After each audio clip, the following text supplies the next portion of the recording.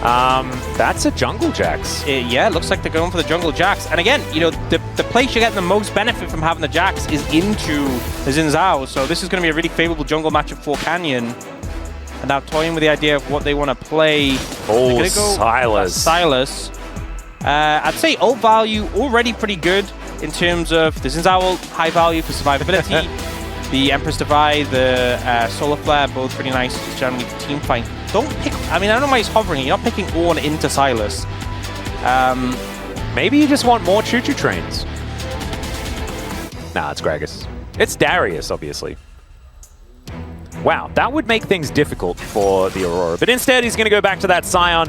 I feel like Sion is a very Doran champion, but it was Zeus' tank. Like, that is the tank that Zeus played. So it feels very T1. This particular draft, even if it is Smash and Doran playing and not their World Championship roster from last year, I think still feels the same way. The big standouts to me is you want to avoid interacting with the enemy jungle as much as possible when it comes to T1. And you have a swap situation that heavily favors you with the Sion into an Aurora. Sion is going to be much more valuable.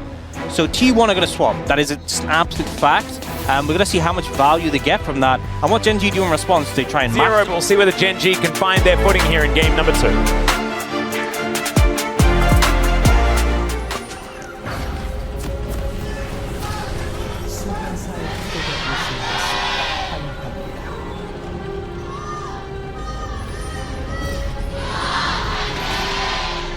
All right, the eruption of the T1 fans coming in as the robot Sion heads towards the top lane.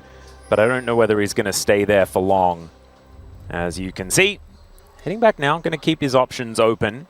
Not a whole lot of vision available here for Gen.G as we can see in the enemy jungle. You know, there's some connections here, right? Oh, yeah. Doran, teammates with Smash. Smash used to play with Reckless. Reckless now playing with the Baus, the Sion specialist. Just a couple of phone calls away, you know? That is true. There is not that many degrees of separation. It's like only 7 or 8. Very surprising. Yeah. You know, considering how many... That's a friend of a friend territory right there. Yeah, really is. Really is. That's a believable story, you know? It's like, I actually know the guy who knows the guy, you know? Yeah. Brilliant. All right, well, we'll have to see from Doran's play whether he has been studying the lost returns. So we see a situation where Doran is helping Ornn to start clearing the jungle. Oh, maybe God. it happened! Yep, because Doran's still here. Teleport is immediately going to be invested by Keen. T1 still looking for it, though. It's going to be a 4 versus 3. Is the knockup going to be interrupted? Doran already tanking, but he's okay with doing that. They take first blood, and now Keen trying to get what he can done. Carrier still chasing after Keen. Duro left on his own underneath this turret. The rest of T1 holding on to the minion wave. And if Duro's picking up these minions, it still feels pretty good here for T1. As Canyon moving into the enemy jungle, trying to make the most of a bad situation. You see, great hold of the wave. Oh no, he's in his own jungle, never mind. Feels like the enemy jungle with what they've been doing. As alright, Ruler running on over. They do have information, as there's the flash. It doesn't really get much done. Grand Entrance going to still knock up Carrier, who has to flash away. No turret ramp available against Doran right now, but there was a Xin Zhao lurking. As we can see, going to be distracted a little bit by this dragon as okay. Faker, no Emperor's Divide just yet. Chovy could steal his away, as he did just ding. It's crazy just that the chains don't hit, they connect with the minions there, and still Chovy's doing so much damage. Again, Faker answers back. But the problem is, if you keep trading in this way, where like Chovy gets a good trade, then you reduce his health to about the same, you're going to run out of health first. That's how it's going to go. As we saw before with the flash. There's no one here. I feel like that's relatively valuable here for Keen. Yeah, we're kind of get some adjusted lane assignments here from T1. Did end up picking up the dragon. Yeah, I seem to remember something about that. I do remember the same AD carry doing it to Faker, although he wasn't playing this champion, as Duro. That is not where you want to be standing. That's said Pigeon picking up a kill as well. You know, it kind of feels like the plot of the series, from Duro's perspective, is he's just being picked on. T1 have targeted him, so... And you still get to queue afterwards. Still get to queue afterwards. It's like so much Same duration. All right, Emperor's Divide! It's all over the place. Is now Chovy looking to try and make his way out of underneath the turret. Carrier turns up. Duro's here as well. That might give Chovy the opportunity to get in there. Faker once again has to flash. And that is going to be a successful gank there from Duro. onto Chovy's lane. Nicely done. No Emperor's Divides left, as we can see in that mid lane. Very funny moment. It kind of feels like in an anime or something when they just use the exact same moves. Yeah, exactly. Equal impact, but good moves from Duro there to punish Faker afterwards and get that summoner spell. And now Ruler looking for Smash. Yep, Carrier is here. Playcaller is going to get fishing a bit with that ult, but doesn't find it now.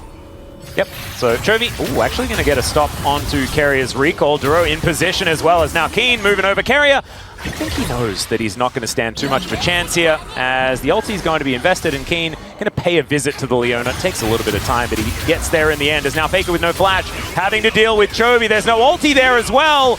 All he can do is try and shift some sands, but these sand soldiers are doing so much work. The chain lash not going to connect, and finally some buttons come off cooldown, and Chovy finishes off the pigeon. Solo kill for the man in the mid lane for Gen.G. For Gen.G, Chovy kind of waiting for cooldowns there. It was a little bit awkward. Yeah, it felt a little bit like there was maybe a chance. But he's like, give me a second, give me a second.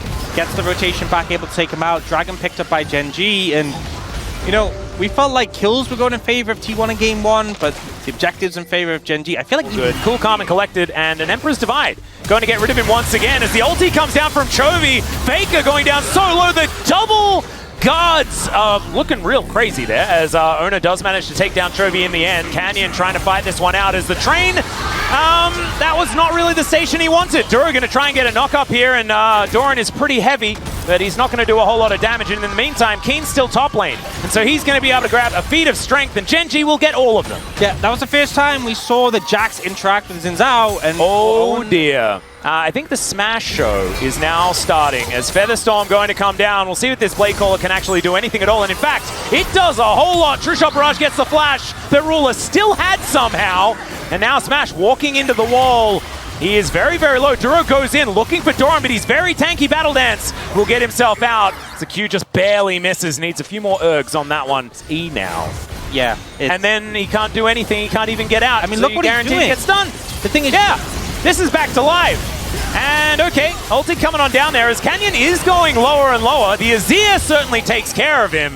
And so Canyon maybe not as immortal as we thought. As Emperor's Divide going to connect. Faker thrown back towards Ruler is now Chovy. 1 versus 3. Great knock up there from Duro as the Emperor's Divide almost manages to get this one done.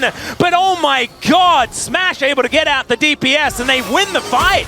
Yeah, I think Canyon heard what I said. And, oh dear, that one landed. As now Ruler, does he have the blade caller? The answer's almost, as Smash manages to get the auto and keeps himself alive. I thought that was the Smash Mad movie once again, but not quite enough. Rare Smash miss there on the Mystic shot at the end. Ruler dodging away, able to make it competitive. Proving that Gen.G was strong, and I think they got far too ahead of themselves in that situation. Well, that means 6-all as far as the kills are concerned. As Keen, this is a bit of a worry. I don't know about that solo flare. That was not really the one. As Faker is going to take a trip out of this one. Duro will be able to deter the rest of T1. But now, with this Rift Herald making a visit to mid lane, that could be just double charges. I don't know what Sion's supposed to be able to do about this. Yep, they don't have to pilot it, they can just let it go. Yeah. Looking for T1 here. Four-manning the Gromp as if it was a neutral objective. Canyon we learned from last time. So it's 3 people that he might be okay with, and he is even going to be able to steal away the Gromp. Yeah, that's so sad. They invested 4 people in taking that Gromp. Oh, but he's focused on the true objective. Securing the Dragon, Cloud Soul. Yep. On the way. Still a while to go yet, but he knows what he needs. I mean, to be fair, Cloud Soul, pretty insane with Rakan. Oh, yeah. And a lot of these champions. So, Cloud Soul as well with Sylas, how does it work? Do you get like a boost when you hijack an ultimate and then when you use said hijacked ultimate? Like, where does it take effect? I don't actually 100% know. There's so many Sylas interactions that I just don't understand properly. Yeah, I know some champions you can do that, where you can proc like Cloud Soul with like the initial cast. Yeah, multiple ways is okay. Blast Cone taken by both Chovy and Ona, as they're challenging each other, as you can see here, because Chovy has stolen away that Crescent Guard. Yeah, so big. The lane was so interactive, and now he's actually down to 50%. This is kind of getting real. And there's no turret. Does he have to turn into a train? That would be so sad if he had to turn into a train against just a bunny rabbit. There's the Q. That's going to try and buy him some space. But look at this. Continuing to walk. Oh man, took a while. He flashed and ulted to get up, and we'll see. Atakan was a point of issue for Gen.G, to say the least, in game number 1. So you can understand why they're a bit apprehensive to go for it now. I feel like it's just a core characteristic. You know, you can switch out the top lane, you can switch out the AD carry. T1 always just has the ability to turn on at a dime. Yep. And it used to be 20 minutes, and now it's 25 minutes for some reason as well. big nerf to T1, honestly. Oh no, it's a big buff to game time, game duration. True. They do need to refine a little bit and maybe work on the random Atakan start, I think. I think they could do well with that. I don't know whether that was a chain that Chovy really wanted to land. Sometimes you just throw a skill shot. It's, yeah. You're kind of hesitant because you're like, I don't know if I want this to land. Oh, Ruler, this is so aggressive. Whoa, what's he doing here? This is crazy. Well, Keen is going to find the angle. Ruler gets out of there. Carrier stunned up momentarily as Empress Divide throws Ruler away. He survives for a fair while. In fact, he's still alive. Ona gets over there, finishes the job. But honestly, why? Why was he there? The counter-strike was decent. Carrier going down so low. It's Duro that's able to lock him down. But now Chovy is missing. It's only Keen left for the damage, and Smash is up and available. And so now all of them are taking so much damage from Ona. Keen has to sacrifice himself. There's nothing he could do. And why, Ruler? That wasn't even the Ruler spot. He was even deeper. I have no answers to the question. Just completely out of position. T1 pounce immediately. And just as we were talking about the ability to turn a game in any situation, Ruler gives them a bit of a freebie. The fight still somewhat close. Credit to the rest of Gen. Sion, who's got, you know, Thornmail and an Ending Despair. And then in the meantime, he's causing such a ruckus, keeping Smash so healthy in these fights, making it so much easier for him to play around. Keep him back. The question is, can they punish Ruler? He's now got no ult, no cleanse. If they can capitalize on that, it could be big. Well, immediate CC onto Doran as he does come back. There's so much mobility on this Gen.G roster, it's hard to hold them in place here for T1. As Chovy with that Solar Flare might be able to make something happen. Q not going to land as Doran gets seen. Soulforge comes up, he is going to be all right. So Gen.G now over towards this Cloud Soul that they can get for themselves. And these T1 health bars are getting lower and lower. Flash in from Carrier, doesn't find any joy, and the train misses the station. The knockup is going to interrupt the Q as well. It's a bit of a disaster as Duro gets the quickness, finds the double knockup, and they will be able to take the soul point as well. Chovy finding some dash cannon value is now Keen dashing forward. Ona taken down solo as Canyon, darting in and out of the fight. They lose no one. Doran goes down, they get the soul, and the value's there for Gen.G. Just feels like skill shots weren't connecting from T1. They were looking but wouldn't find it. And now everyone on Gen.G so mobile, so fast. With that buff, it's going to be even harder to connect. Oh, fishing. Yeah, he wants to find that huge Empress Divide angle. He finds it onto 2. Down goes Carrier, down goes Ona. And that should be a ticket to Baron here for Gen.G. You just see when he's looking, the fact he's just running so fast, so hard to deal with him. Gen.G, they get what they want. They manage to find the picks on the back end. And now, Baron, Atakan, they can just pick up both. Yeah. This Baron should definitely go down, especially without Ona available. No teleport for Doran to get himself back there as well, even though he's coming back up very, very soon. And Carrier 10 seconds before he's going to be alive again. True shot barrage! That was close. As well there for Smash, so nicely done. Man, that was so exceedingly close. Yeah, I mean, good smite from Canyon, but now, yeah, really hard to deal with that way. They got Baron for the pushing, and even if you try and fight them, they have Atakan. It kind of feels like a checkmate here. I mean, they've got Exodia Plus, right? Like, of course they can't have true Exodia because Elder isn't up for another 4 minutes. But, I mean, they've got Atakan buff, they've got Cloud Soul, they have upgraded shoes, they have 6 grubs, they've got everything. As Keen is demonstrating what they're able to do with that, which is basically whatever they want. Crescent Guard not guarding too much of anything at all, as Duro's going to take a quick trip home. Emperor's Divide throws Chovy underneath the turret as Canyon dives in. They take down Faker before he can react as Chovy's flash on top of Smash will be able to take him down. And remember, he cannot even die. Blade Caller value.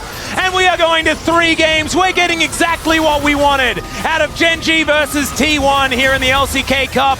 1 Nexus turret remains.